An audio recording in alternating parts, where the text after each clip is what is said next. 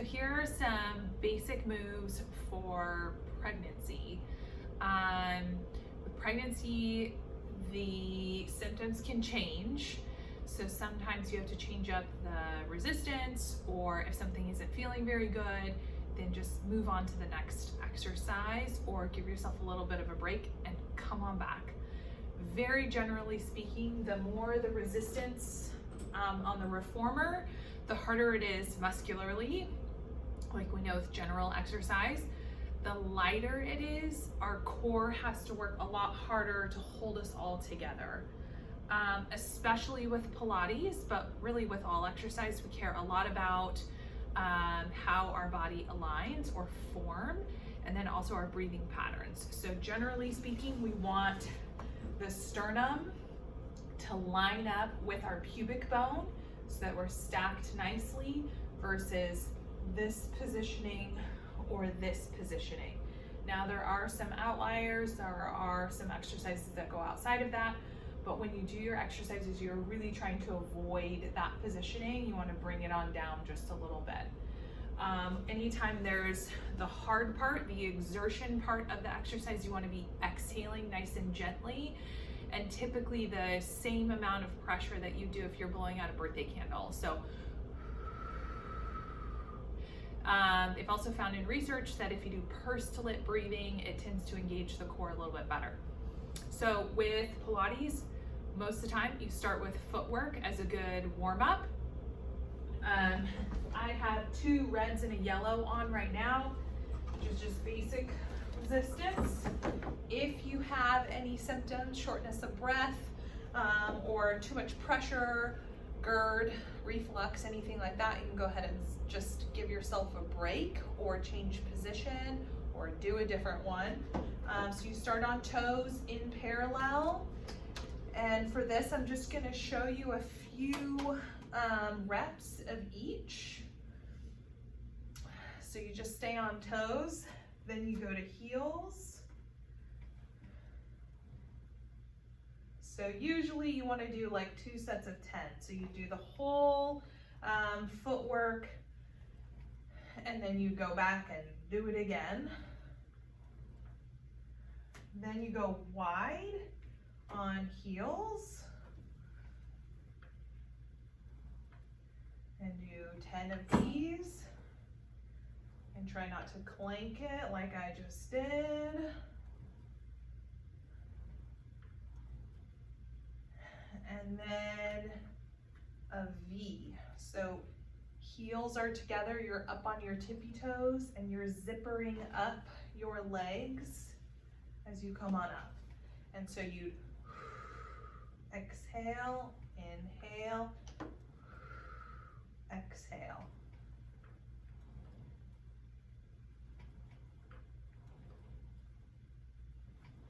So next ones you can try are with straps.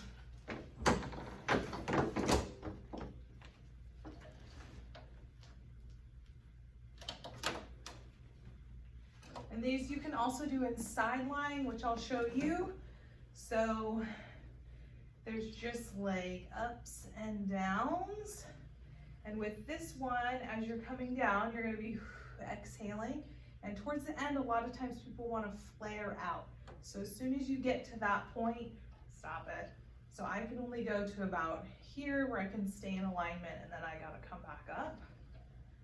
Then you can also try circles, you know, down and out, down together and out. So your exhale is gonna be on the down together, inhale on the up, and then you can reverse. So you go up together and exhale outward.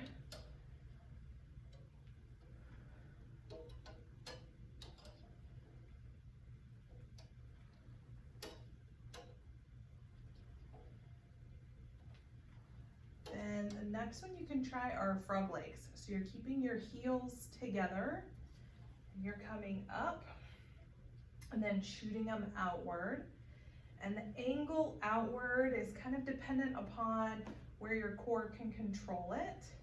So the higher up you go, the easier it is. You're kind of shooting for like a 45-degree angle. And again, you're kind of zippering up the inner thighs there.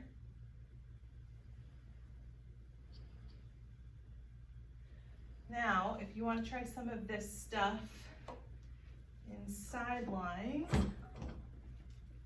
you can.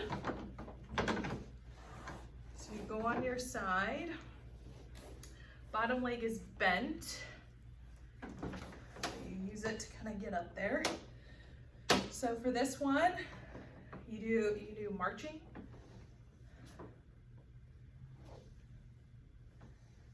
So you want to make sure that your thigh stays kind of in parallel with the other thigh, that you're not kind of crunching it all in, that it's outward a little bit, so you're still hip width apart.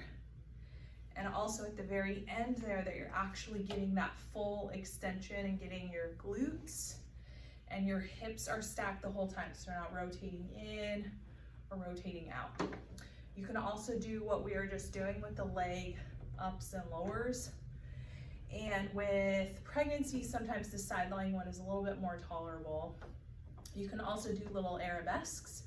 So at the very end range there, you're kind of going into external rotation and you're just doing very end range pulses with your glutes. You can also do that frog leg move, just one-legged.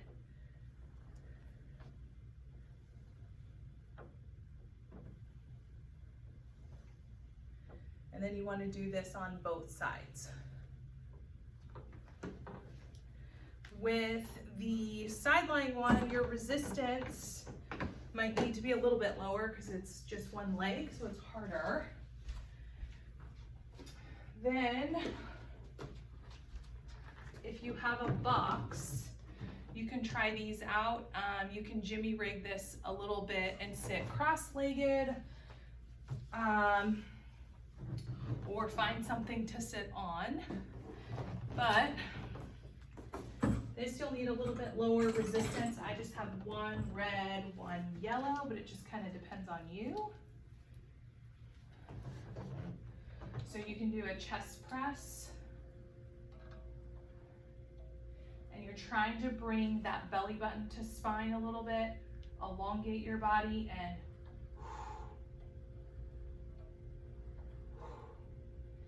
you can also do triceps. You make a little diamond. Separate your legs so your belly can go between your legs and lean forward quite a bit. And then you're gonna go out like so.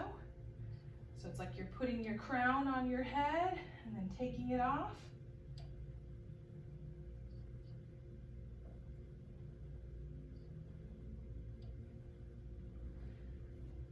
Then you can turn around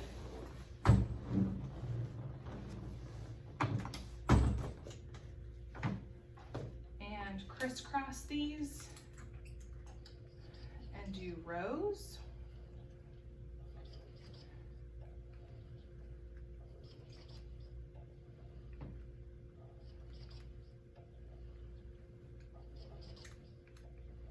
You can also go higher and do more flies, but you'll probably have to have a little bit less weight than what you've got here, at least for me anyway.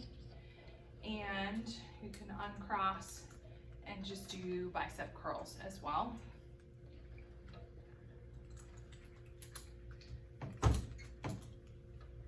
Then, if you come to the side, there's a few things that you can do here. So this is working all core and arms. But you can do hug a tree. So it's literally like you're hugging a tree and you're rotating. So you're trying not to lean or anything like that. You just want to rotate as best you can.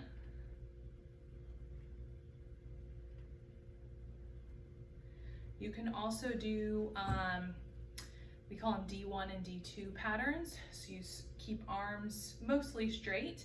Start down low by your knee or in between your knee and hips and come up on high like you're drawing a sword, going to battle.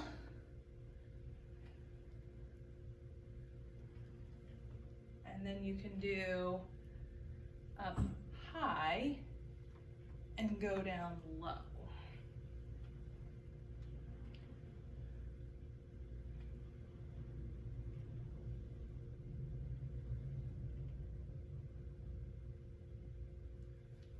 There you go. Then you can do some quadruped stuff. So on hands and knees.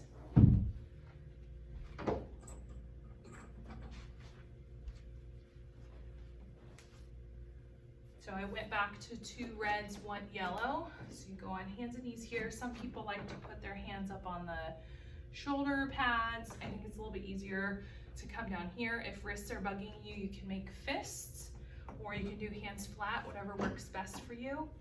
And then you're gonna put your heel on the bar and push on out. And the whole time, it's difficult to keep your body in place. So you're having to use your core to keep it all there. And if you're feeling extra feisty, you can also do opposite arm out, and that makes it a lot harder. And you can switch legs, do the same thing.